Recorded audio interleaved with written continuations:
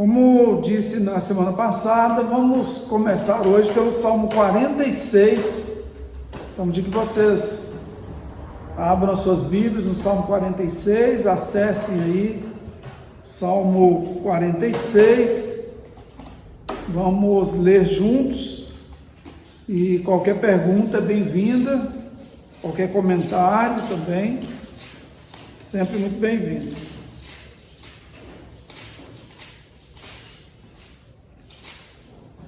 Primeiro, eu gostaria que vocês observassem que nós tem Bíblias que vão trazer dois títulos.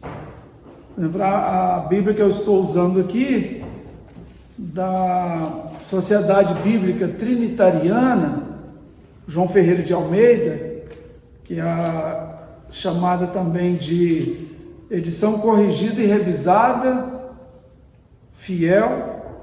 Então, edição corrigida e revisada, Sociedade Bíblica Trinitariana.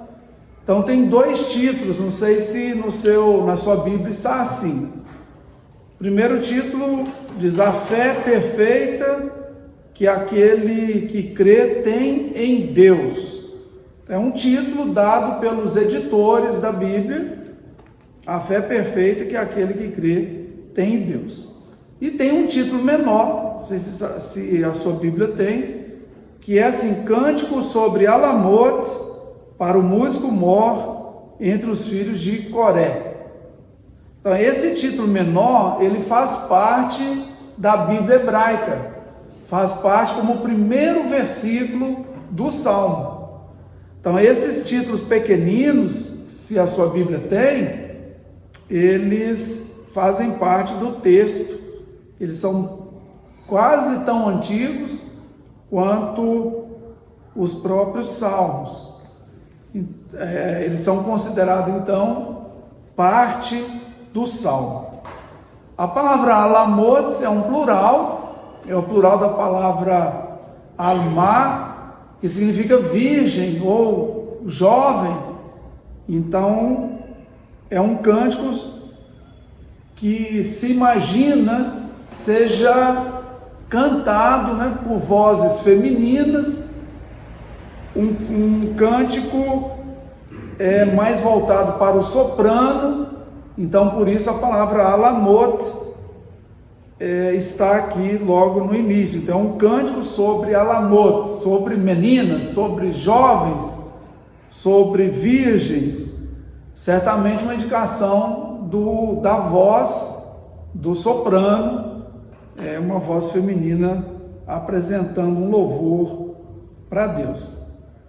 E aí temos também os filhos de Corá, que é um grupo de músicos e de escritores de salmos, vão escrever alguns dos salmos da Bíblia. Então, os salmos têm vários autores, como Salomão, Moisés, os filhos de Corá, e também nós temos o principal, que é Davi. Vamos para o primeiro verso. Então, você que está em casa pode acompanhar aí na sua Bíblia. Quem está aqui presencialmente, alguém, por favor, leia o primeiro verso em voz alta. Salmo 46. 46, 1. Deus é o nosso refúgio e fortaleza, socorro bem presente na angústia. Isso, esse verso 1 fala de algumas coisas. Fala de Deus, fala de refúgio, fortaleza, fala de ajuda, de socorro e fala de angústia.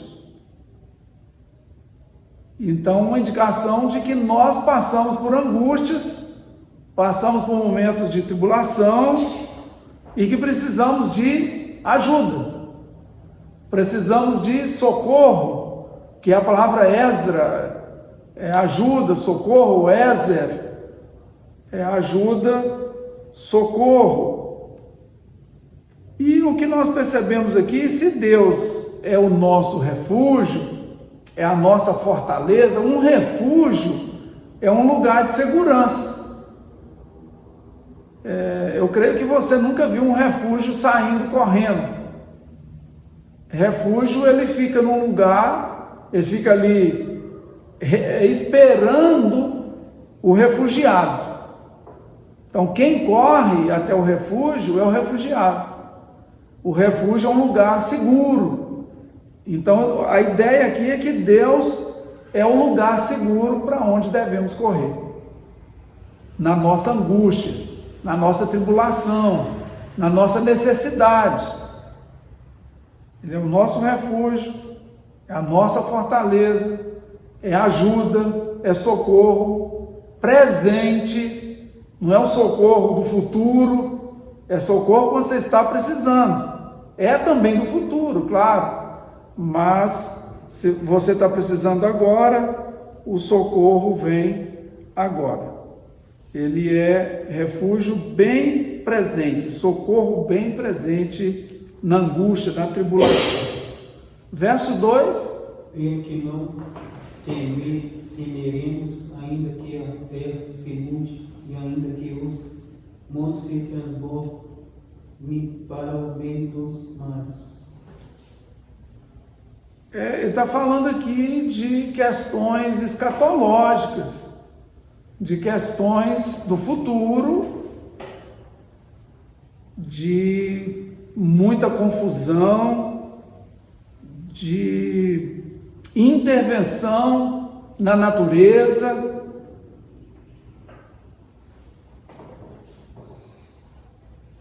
Que a terra se mude, que os montes se transportem para o meio dos mares. Então ele está falando aqui de poderes caóticos, quer dizer, de situação além de uma mera angústia, de um mero sofrimento de uma pessoa, mas está falando aqui da realidade da raça humana. Então a gente poderia dizer que esse Salmo 46, ele tem uma perspectiva escatológica, uma perspectiva do fim dos tempos, que mesmo que nós vivamos o fim dos tempos, que essa geração possa viver os últimos dias aqui na terra, não temeremos, porque temos um abrigo, um refúgio, que não foge, que não some quando você mais precisa dele, e esse refúgio é Deus, e a Ele nós devemos recorrer. Verso 3, continuando a ideia desse reboliço, dessa catástrofe global. Que o oceano estrondeie e espumeje, que os montes estremeçam enquanto as águas se elevam. Então as águas bravias, rugindo, se perturbando, espumando, e mesmo assim, diante de tempestades, nós não tememos. O salmista está recomendando que aqueles que têm Deus como refúgio, como fortaleza, não devem ficar temerosos, porque eles estão num lugar seguro. E aqui temos a palavra selá. Então a palavra selá aqui, ela faz a divisão da primeira estrofe do salmo. Então esse salmo está dividido em 3 estrofes. Imaginamos pelas 2 outras estrofes, que terminam no verso 7 e no verso 11, e o verso 7 e o verso 11, na Bíblia em português, no hebraico seria 8 e 12, porque o primeiro verso é cântico sobre Alamote para o músico mor entre os filhos de Coré, ou de Corá. Então, em hebraico dá um verso a mais por causa desse pequeno título, que nas Bíblias em português não se considera como versículo, apenas como um título do Salmo, um título antigo. Então imaginamos que no verso 3, logo depois do verso 3, teríamos o refrão, e que esse refrão, por algum motivo, esse manuscrito, que é um manuscrito de 1008 depois de Cristo, tenha perdido, ele tenha saído aqui e ele não se encontra, mas de qualquer forma ficou a palavra selá, ela se manteve. Selá, que pode significar pausa, um divisor de estrofe, como indica aqui. Geralmente, olha, veja que a primeira parte fala de angústia, fala de situação caótica, de poderes caóticos no mundo, fazendo com que o mundo seja transformado numa situação complicada. E a partir do verso 4, que é a segunda estrofe, começa falando de algo pacífico, algo tranquilo. Vamos ouvir então, vamos ler o verso 4. Há um rio cujas correntes alegram a cidade de Deus, o santuário das moradas do Altíssimo. Então fala da cidade de Deus. Quando fala cidade de Deus na Bíblia, vem logo na nossa mente Jerusalém. Só que tem um detalhe: Jerusalém não tem rio. Então ele fala de um rio que alegra a cidade de Deus. Então esse rio é uma indicação de que o salmista está pensando na Jerusalém celestial. Porque a Jerusalém terrena, ela não tem rio. Mas a Jerusalém celestial, há um rio cujas correntes alegram a cidade de Deus, o santuário das moradas do Altíssimo. Então está extrapolando, falando de um problema muito grave na Terra, no planeta, um problema escatológico, alguma coisa que está acontecendo, os elementos da natureza enraivecidos e chegando em situações extremas. E aí ele fala de um rio calmo, tranquilo, alegrando a cidade de Deus. Então a cidade de Deus, Jerusalém, não é simplesmente Jerusalém aqui da terra, mas é Jerusalém do futuro, a Jerusalém celestial. Verso 5, e qualquer pergunta também é bem-vinda. Deus está no meio dela, não será palavra. Deus ajudará ao romper da manhã. Isso, aí imaginamos que a Jerusalém celestial não precisa de ajuda. A que precisa de ajuda é Jerusalém terrena. Esses poderes caóticos, essa confusão toda é aqui na terra. Logo, então ele fala de duas realidades: a realidade celestial e a realidade terrena, e mostrando que tanto em uma quanto na outra está Deus. Deus está nas duas realidades, presente, seguro, tranquilo, poderoso, para livrar, para receber os abrigados, os refugiados em sua fortaleza. E ele já ajudará já ao romper da manhã. Amanhã ela aparece em contraste com a noite. A noite normalmente é sinal de insegurança, de incerteza. A escuridão, quando nós vamos a um lugar que não conhecemos à noite, nós ficamos um pouco inseguros, porque não vemos com clareza, são vultos, não sabemos o que pode aparecer de repente. E amanhã não, a luz, ela nos tranquiliza, ela nos mostra direção, nos mostra saídas. Então a ajuda vem no romper da manhã, quer dizer, Deus ajudará já no romper da manhã, mas ele está no meio dela também na noite. Durante a noite ele está lá. Ele é invisível, mas ele pode ser sentido, a sua presença. Comentários, perguntas? Tem muita noite, pastor. Como que está finalzinho aí? Eu acho que a noite é meio complicado, né? A visão é pouca, né? À noite a visão é pouca. Nós não vemos exatamente o que está à nossa A frente. gente dorme também, né? Assim, lá, ladrão costuma entrar na casa, a gente nem vê, né? Geralmente procura à noite, que é um momento que ele está ali, um ladrão, como o irmão está citando ali, Quando vai chegando a noite, aproveita a noite. uma tristeza, assim, uma parte bem triste, né? E amanhã é alegria, né? Amanhã o sol, a luz, A luz, traz segurança. segurança, É a ideia também que nós vencemos uma etapa difícil. A noite é simbólica, são as dificuldades, as angústias, as adversidades. E amanhã é a solução, é o recurso. Tanto é que quando a gente está doente, geralmente a gente sente mais dor à noite. A noite ela é realmente misteriosa e ela é a hora do silêncio, é a hora da reflexão. Então a noite ela traz essa ideia de um momento mais desafiador.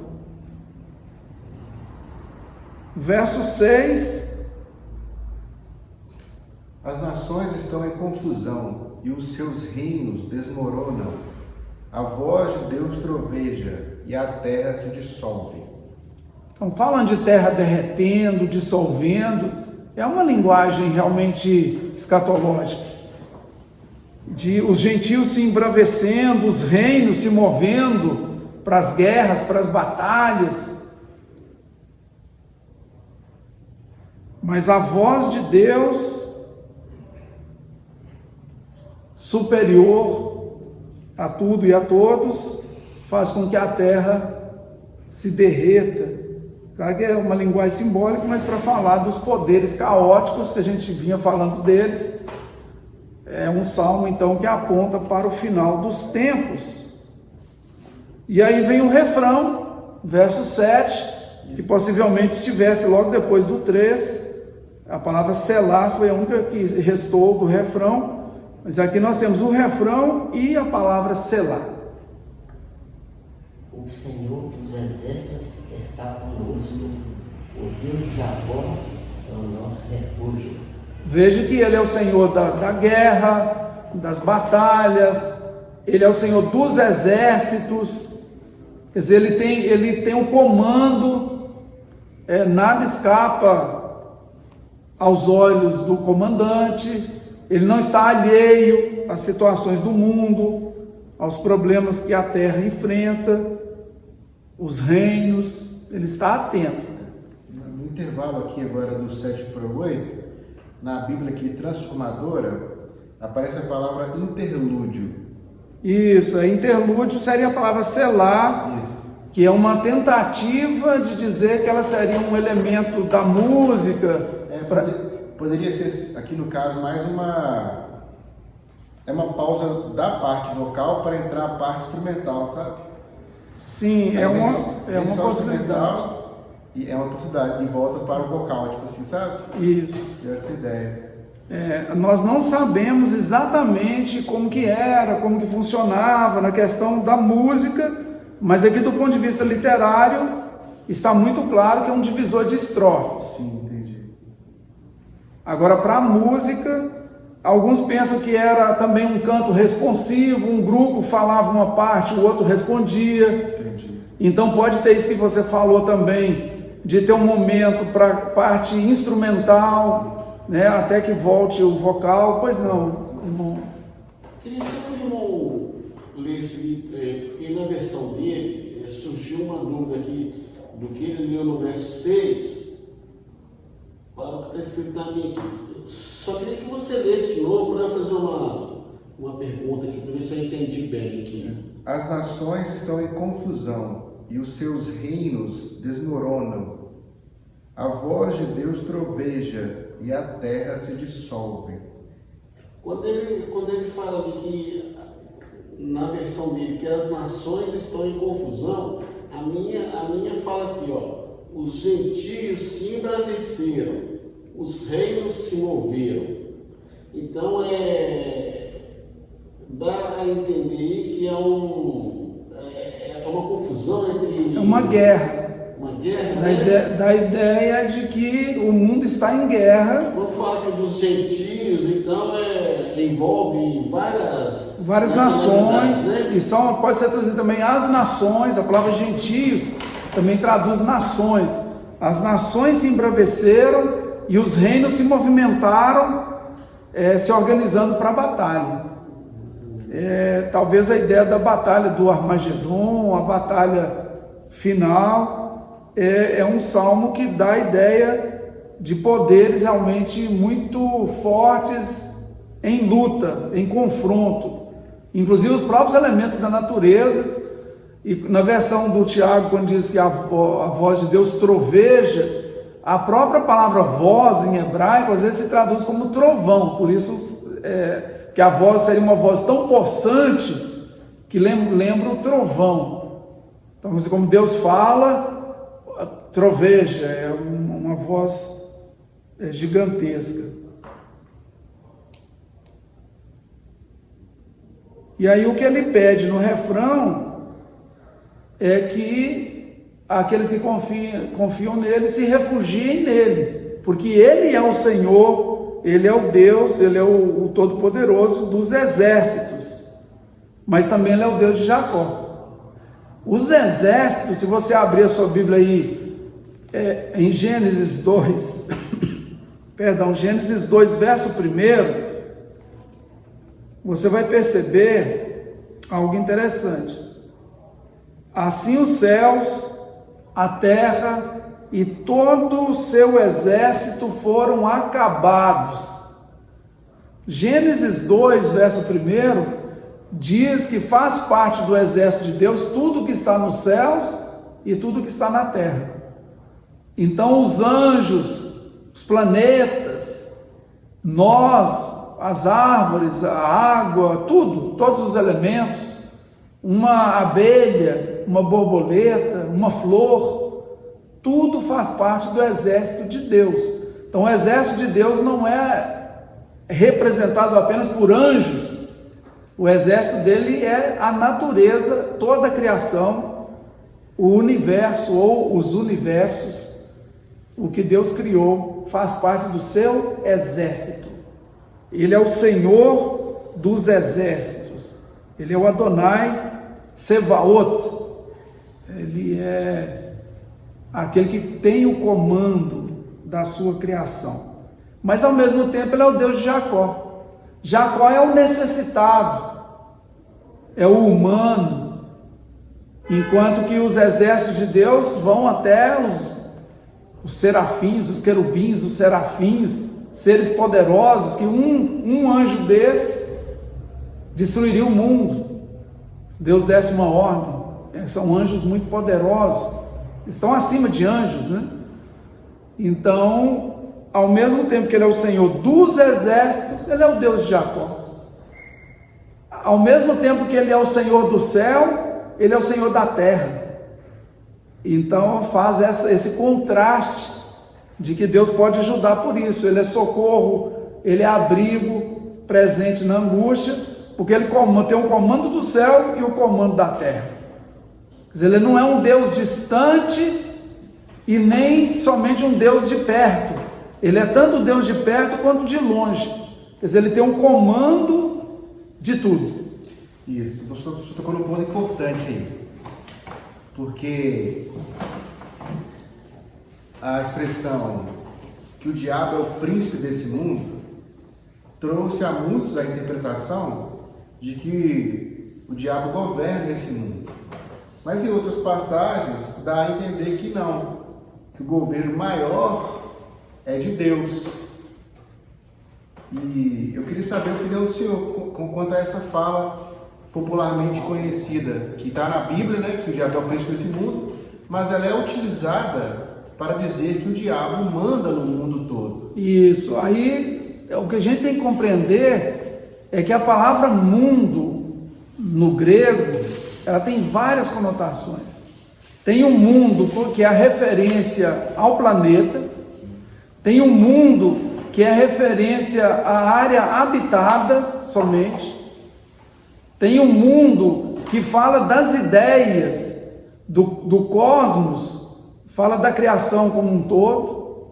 Então, quando diz que o diabo é o príncipe deste mundo, não é que ele é o príncipe do planeta Terra. Não, Deus nunca passou a escritura nem para o ser humano e muito menos para o diabo. A escritura da terra está nas mãos de Deus. Ele nunca passou para ninguém.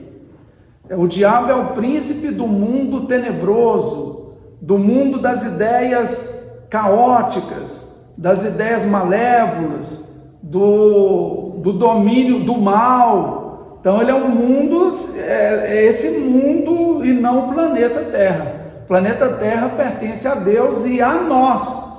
A Bíblia diz que Deus criou a terra para ser habitada, então ele passou para nós como moradores que têm a função de administradores.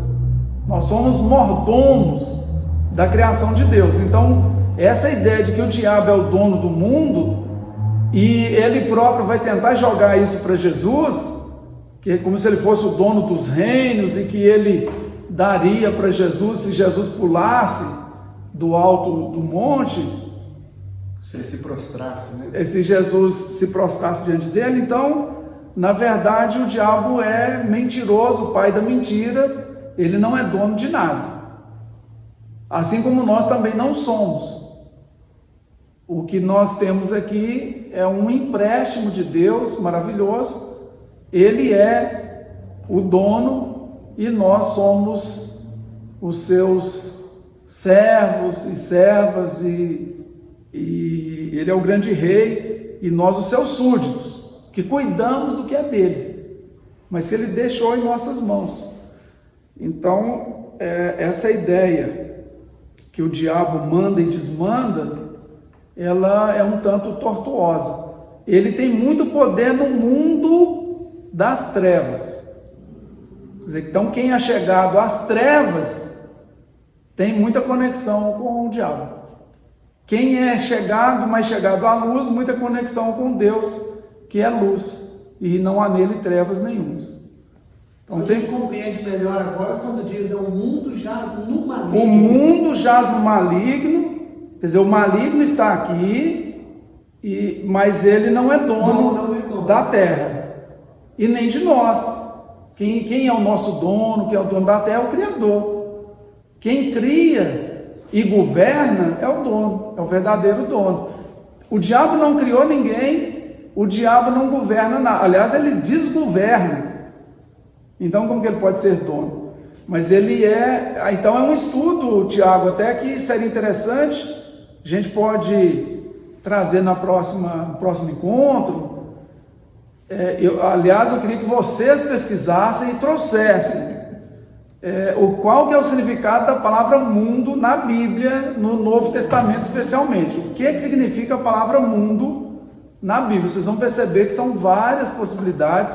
Então, quando lê mundo lá, tem que ficar atento para não dizer que o diabo é o dono desse mundo. Tá bom? Não é desse mundo criado por Deus, é a situação.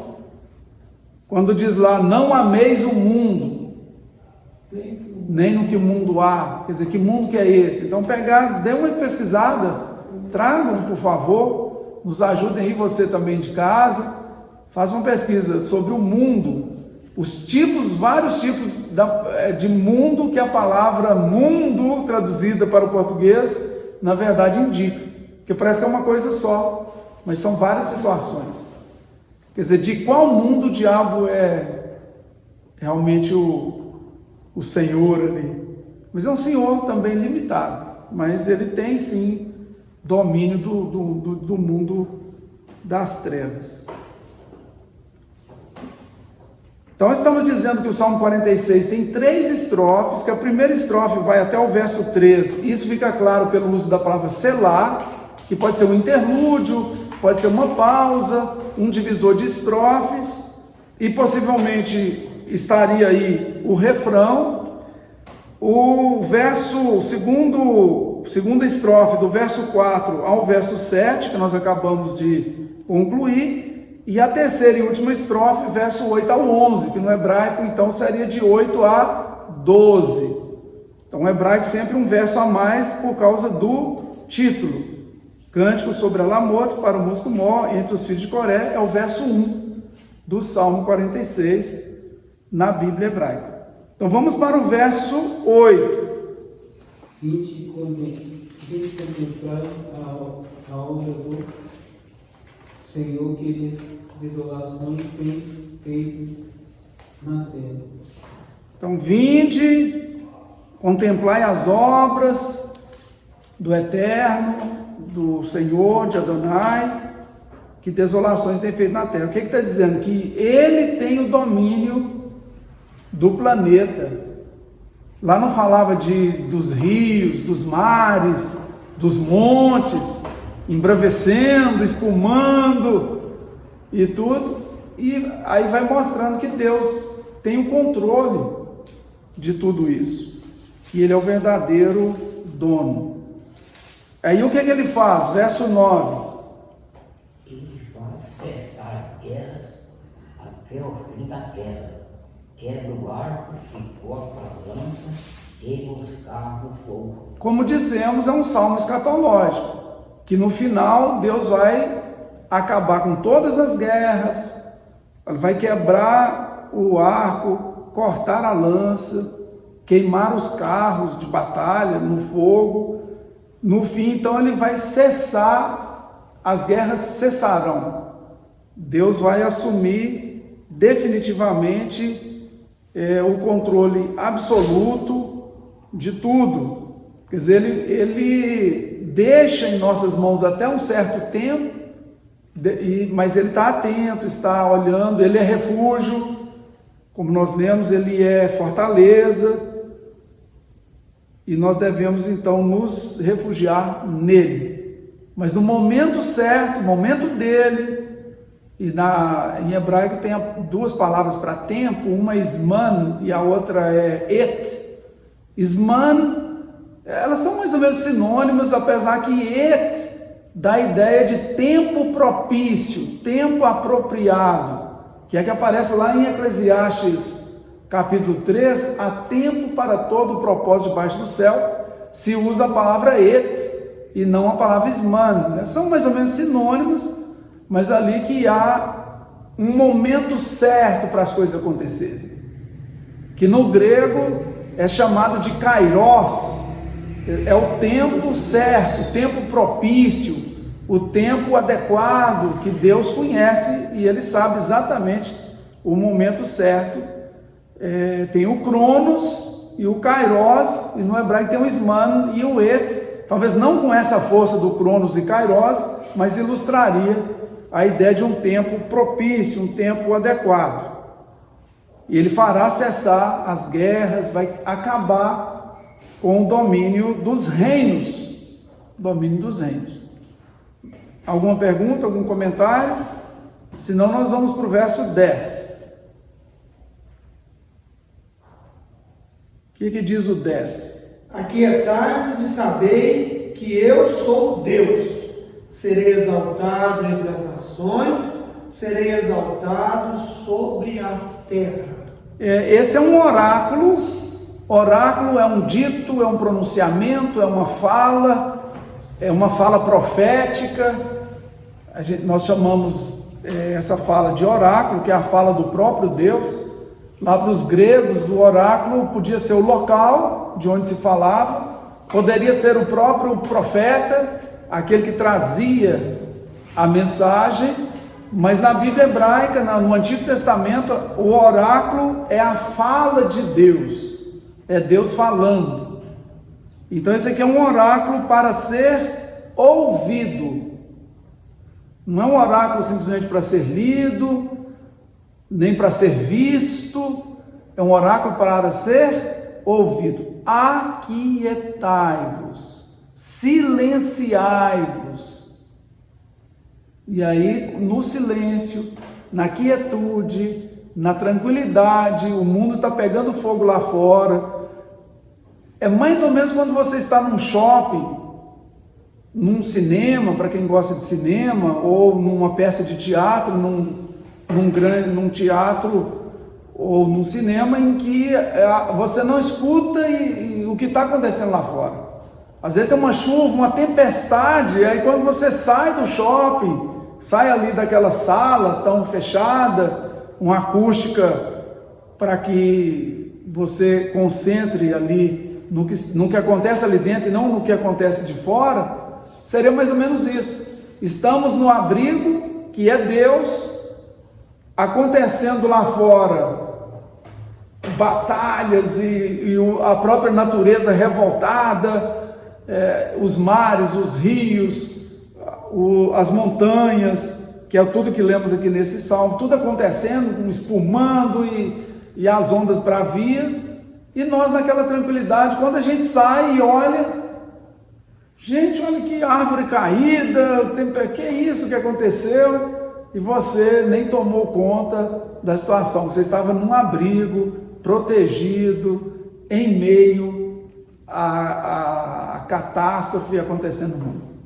Então essa ideia, aquietai-vos, é um convite para poder ouvir que Deus é Deus, saber que eu sou Deus, e eu serei exaltado entre os gentios ou entre as nações, serei exaltado sobre a terra. E aí termina com o refrão: o Senhor dos Exércitos está conosco, o Deus de Jacó é nosso refúgio. Que nós falamos, Ele é o Deus dos exércitos, do universo inteiro, de tudo que há no universo, no mundo, mas ao mesmo tempo Ele é o Deus de Jacó. Ele é o Deus poderoso lá no céu, mas é o Deus poderoso aqui com os necessitados, com os fracos, que somos nós, suas criaturas, que precisamos tanto dele. Comentários, perguntas são bem-vindas. Eu acho muito interessante esse verso 10, essa primeira parte aí, quando fala: aquietai-vos e sabei que eu sou Deus. Às vezes a gente se desespera com tantas turbulências, Sim. tantas coisas ruins que vem acontecendo, guerras para todos os cantos, e a gente vê como na Síria mesmo, Ucrânia, esses países ali que estão costumeiramente voltados para a guerra, né, a sede de poder tão grande. E aqui também a gente não tem esses conflitos armados aí, tem também Tão evidentes, urbanos, né? Nós temos conflitos urbanos aí. Temos conflitos urbanos, se for fazer uma sérios. comparação, é quase que estivéssemos A nível de uma guerra. Sim. Mas com todas essas turbulências aí, esses Inseguranças. desprazeres aí, né? Nós temos que nos aquietar mesmo. Nos aquietar e saber que Ele é Deus. Deus é Deus. E o tempo que Ele faz agir no momento certo. É um excelente convite, quer dizer, em meio ao caos, é um salmo que fala do caos, mas ao mesmo tempo fala da paz, do abrigo, do refúgio que Deus oferece. Na próxima semana, se Deus permitir, vamos para o Salmo 48, então leiam bastante o Salmo 48 em casa, para que a gente possa participar mais e trazer perguntas, e tragam também a pesquisa sobre o uso da palavra mundo na Bíblia, quais os possíveis significados para a palavra mundo. Pessoal, agora uma questão técnica, a gente estudando os Salmos, a questão técnica também é importante. Quero relembrar com vocês que já sabem e vocês que não sabem vão saber que o recurso principal que a poesia hebraica usa se chama paralelismo. Então, paralelismo é o principal recurso da poesia hebraica. E eu quero dar exemplo de 4 tipos de paralelismos. Vou pedir que vocês abram aí o Salmo 51, verso 7, que no hebraico é o 9, e isso significa então que o 51 tem 2 versos a mais no hebraico do que em português. Então, vocês lembrando aí que na verdade, vê se na sua Bíblia a minha tem 2 títulos, não é assim, Davi confessa o seu pecado. Esse título é do editor, quem editou a Bíblia. Ele é um título da época da própria edição da Bíblia. Agora tem um título menor. Alguma Bíblia traz o título? Salmo de Davi 51. A minha confissão e arrependimento. Essa confissão e arrependimento é um título do editor, de quem... Aí depois é o mestre de canto, Salmo de Davi, quando o profeta Natan veio ter com ele, depois de haver ele possuído Batseba. Isso. A mim mais ou menos isso aí também. Essa parte deu 2 versículos na Bíblia hebraica. Então, verso 1 e 2 do Salmo 51 é o Salmo de Davi para o músico mor, quando o profeta Natan veio a ele, depois de ele ter possuído a Batseba. São os 2 primeiros versos do Salmo 51. O que é verso 1 para nós é verso 3 para eles. Na Bíblia, para quem está lendo em hebraico, é o verso 3 já. Porque o título faz parte do texto.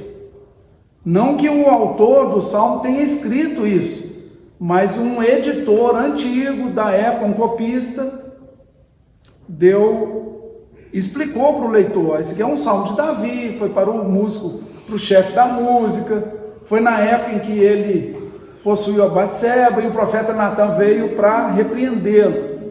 Então ele nos situa a época do Salmo e quem que escreveu o Salmo. Batseba era o nome do general lá, né? A Batseba é a esposa do Urias. Exatamente. Mas vamos ver o verso de número 7. Alguém leia, por favor. Aqui nós temos aliás, o paralelismo acontece no texto poético em geral, que é só um exemplo. Verso 7.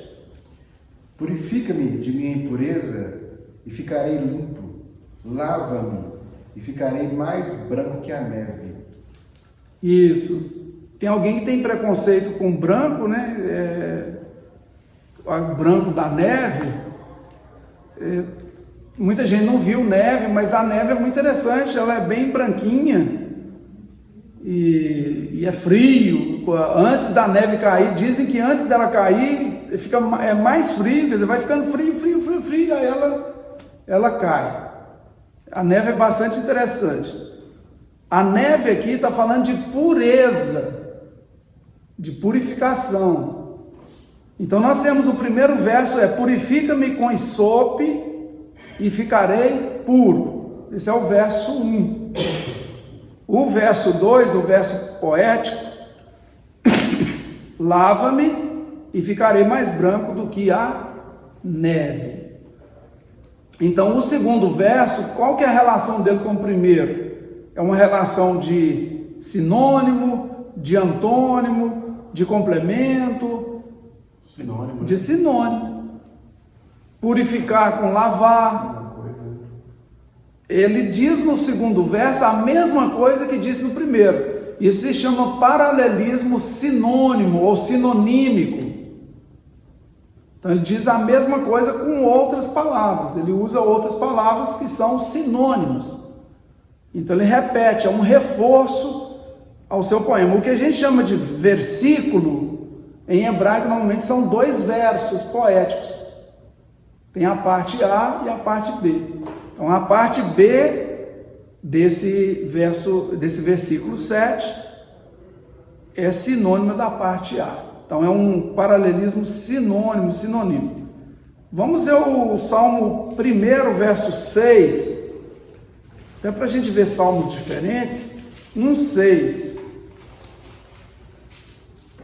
E que tipo de paralelismo que nós estamos diante dele.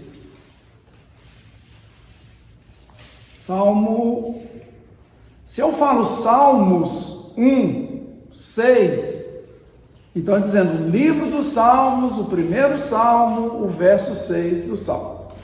E na época não tinha versículo, nem capítulo, nem nada, quando se escreveu a Bíblia. Não tinha nem vogais na escrita. A época de Davi, de Salomão para trás não tinha nenhuma representação de vogal na escrita hebraica, era só consoantes. De Roboão, o filho de Salomão, que dividiu o reino em norte e sul, em 931 a.C., aí nós passamos a ter em hebraico 3 consoantes fazendo papel representando os sons de vogais no final das palavras. E depois da queda de Jerusalém, quer dizer, nós estamos falando de 931 antes de Cristo e caindo até 586, que foi a destruição de Jerusalém pelos babilônicos.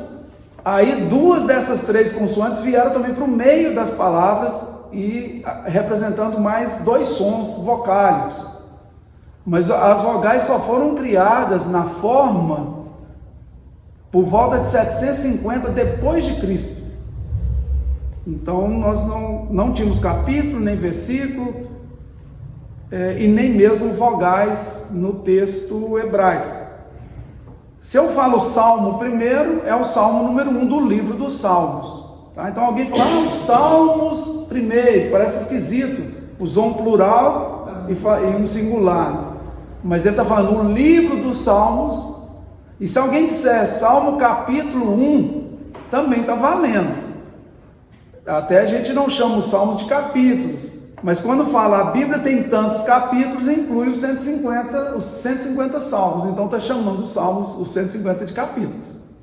Então é só uma questão mesmo didática. O que diz aí o 1,6? Pois o Senhor conhece o caminho dos justos, mas o caminho dos ímpios perecerá. 2 versos poéticos. O primeiro verso vai até justos, e o segundo verso vai até perecerá. Esse segundo verso, porém o caminho dos ímpios perecerá, em relação ao verso poético da parte A, ele é sinônimo ou ele é antônimo? Antônimo. Ele é antônimo, ele é o contrário. Não é verdade? Ó, o Senhor conhece, primeiro que é o caminho dos justos. No segundo verso é o caminho dos ímpios. No primeiro verso o Senhor conhece, tem relacionamento. No segundo verso, o caminho dos ímpios é perecível, não tem um relacionamento com Deus. Mas Deus conhece então. Conhece no sentido de saber, mas não de relacionar. Porque conhecer em hebraico é tanto saber, e saber em profundidade, é um conhecimento profundo, e é também se relacionar. Então Deus conhece o caminho do justo, significa que Deus se relaciona com o justo, que ele não se relaciona com o ímpio, mas não que ele não conheça o caminho do ímpio no sentido do conhecimento, isso, teórico e tal. Tá bom? O caminho do justo seria modo de vida. Isso, caminho, a palavra caminho, derer, em hebraico, como em português, a ideia é tanto o caminho por onde você anda, a estrada, quanto o seu modo de andar, o seu comportamento, que ele conhece o comportamento. E conhece o nosso destino. Isso, conhece o destino, exatamente.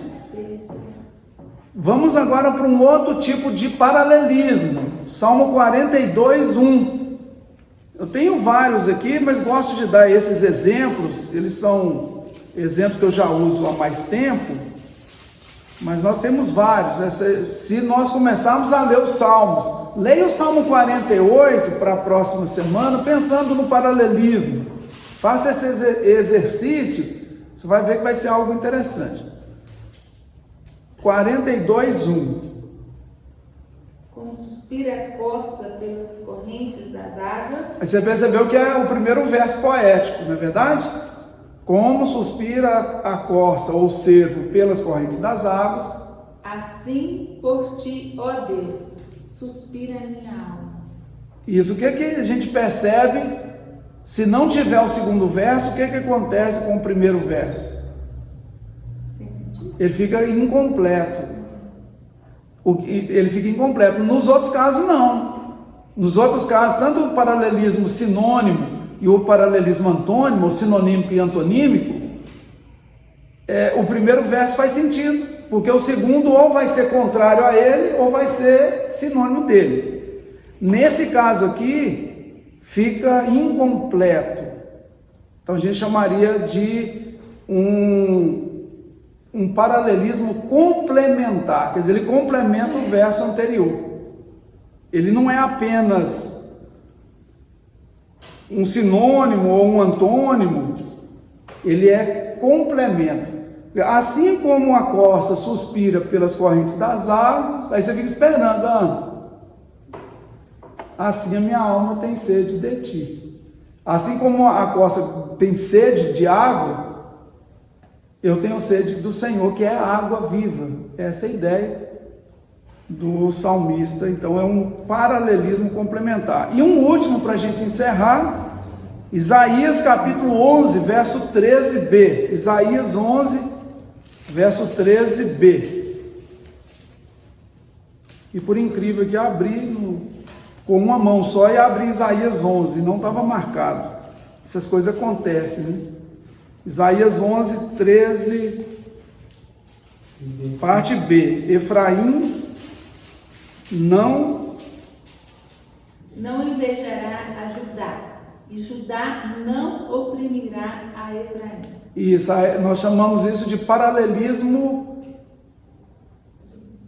introvertido. Vocês perceberam que tem um X aí, um quiasmo? Primeiro, começa com Efraim, Isaías 11, 13, e termina em Judá. A segunda parte começa com Judá e termina com Efraim. É um X, que a gente chama de, é uma letra grega chamada Ri, que ela parece um X, e é chamada então um quiasmo.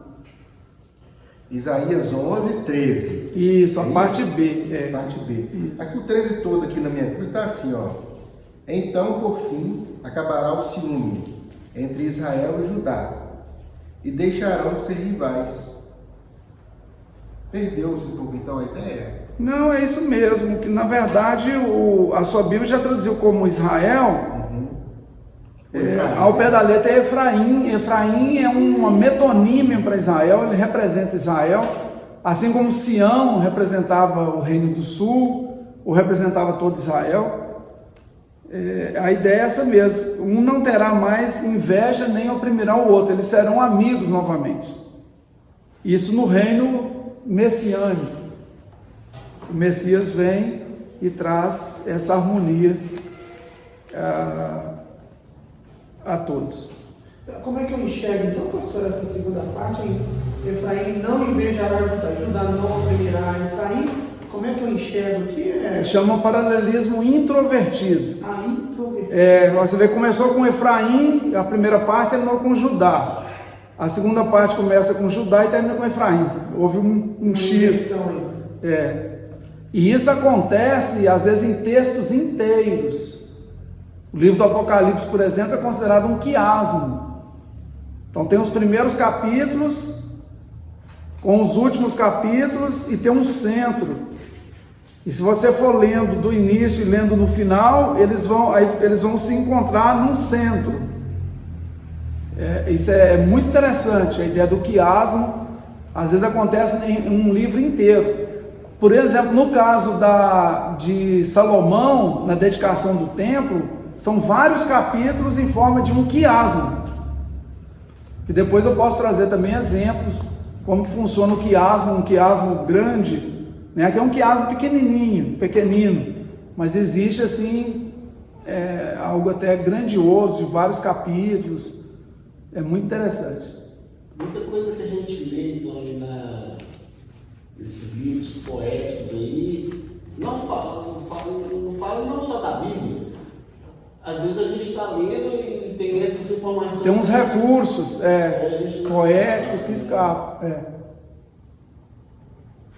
Muito bem, Deus abençoe, bom demais ter você por aqui, participando. Participe mais na semana que vem. Você de casa pode mandar perguntas, o Tiago está atento, ele vai me passar as perguntas. Eu terei o máximo prazer em respondê-las. E você que está sempre aqui presencialmente, também tem a sua oportunidade de perguntar. Mas faça a pesquisa do mundo, hein? Leve o mundo nas costas. Carregue o mundo. Até a próxima semana. Faça uma pesquisa sobre isso, você vai gostar. Deus nos abençoe.